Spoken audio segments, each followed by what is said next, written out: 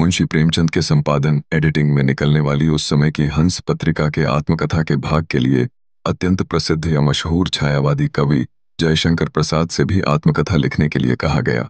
कवि को जब अपनी आत्मकथा लिखने का प्रस्ताव मिला, तब अतीत में घटी हुई सभी घटनाएं एक एक करके उनकी आंखों के सामने आने लगती हैं, जिस कारण कवि अपनी आत्मकथा नहीं सुनना चाहते और वे कई तरह के तर्क देते हैं जिससे उन्हें अपनी आत्मकथा न सुनानी पड़े। इन्हीं तर्कों को इस काव्य में दर्शाया गया है।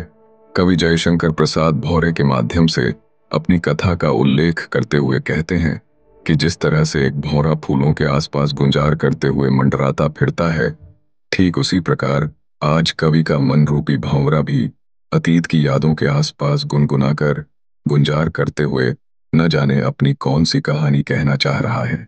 कवि का जीवन रूपी वृक्ष जो कभी सुख व आनंद रूपी पत्तियों से हरा भरा था, अब वो सभी पत्तियों मुरझाकर एक एक करके गिर रही हैं, क्योंकि आज कवि के जीवन की परिस्थितियां बदल चुकी हैं। उनके जीवन में सुख की जगह दुख और निराशा ने ले ली है। हिंदी साहित्य रूपी इस विशाल विस्तार वाले आकाश में न जाने कितने महान पुरुषों अर्थात लेखकों के जीवन का इतिहास उनकी आत्मकथा के रूप में मौजूद है। लोग इन महान लेखकों की आत्मकथा को पढ़कर उनकी कमियों का मजाक बनाते हैं, इस कड़वे सत्य को जानते हुए भी कि प्रत्येक व्यक्ति एक दूसरे की दुर्बलताओं और कमजोरियों का मजाक बनाने में लगा है। कवि अपने दोस्तों से पूछते हैं कि क्या तुम मेरी कहानी को अपने उन प्रपंच मित्रों की असलियत दुनिया के सामने लाकर उनको शर्मिंदा नहीं करना चाहते। साथ ही साथ वे अपने निजी पलों को भी दुनिया के सामने नहीं बताना चाहते। कवि अपनी पत्नी के साथ बिताए गए मधुर पलों का जिक्र करते हुए कहते हैं कि चांदनी रातों में उन्होंने अपनी प्रेयसी पत्नी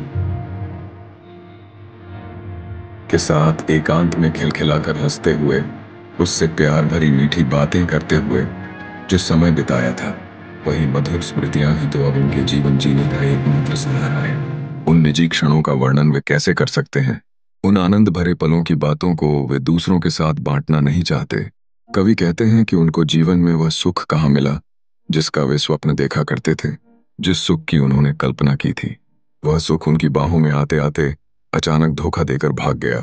अर्थात कवि ने अपनी पत्नी के साथ सुखपूर्वक जीवन जीने की जो कल्पना की थी, वह उनकी मृत्यु के साथ ही खत्म हो गई और उनका सारा जीवन दुखों से भर गया। अपनी पत्नी की सुंदरता की तुलना कवि ने उदित होती सुबह से की है।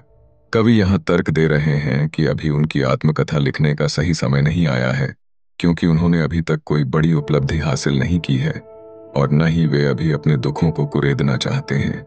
आज वे अपनी पत्नी की ही यादों का सहारा लेकर अपने जीवन के रास्ते की थकान दूर करते हैं, अर्थात उसी की यादें उनके थके हुए जीवन का सहारा बनी। जो कवि को आत्मकथा लिखने को कह रहे हैं, कवि उन सब से पूछ रहे हैं कि उनके जीवन की कहानी जानकर वे सब क्या करेंगे, क्योंकि इस छोटे से जीवन में कवि ने अभी तक सुनाने लायक कोई बड़ी उपलब्धि हासिल नहीं की है जो वे उन सबको सुना सके।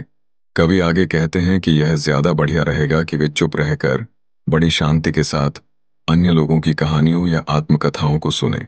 कवि के अनुसार उनकी आत्मकथा में ऐसा कुछ भी खास नहीं है, या उन्होंने अभी तक ऐसी कोई उपलब्धि हासिल भी नहीं की है जिसे पढ़कर किसी को खुशी मिलेगी या जिसे पढ़ने में किसी की कोई रुचि हो। कवि यहाँ पर एक तर्क देते हुए कहते हैं कि वैसे भी अभी सही समय नहीं है अपने दुख भरे क्षणों को याद करने का, क्योंकि उनका दुख इस समय शांत है, वह अभी थक कर सोया है। कवि अपने दुखद क्षणों को भूलना चाहते हैं और इस समय वो अपने दुखद अतीत को कुछ समय के लिए भूले हैं, इसीलिए वो वापस अपने दुखद अतीत को कुरेद कर फिर से दुखी नहीं होना चाहते हैं।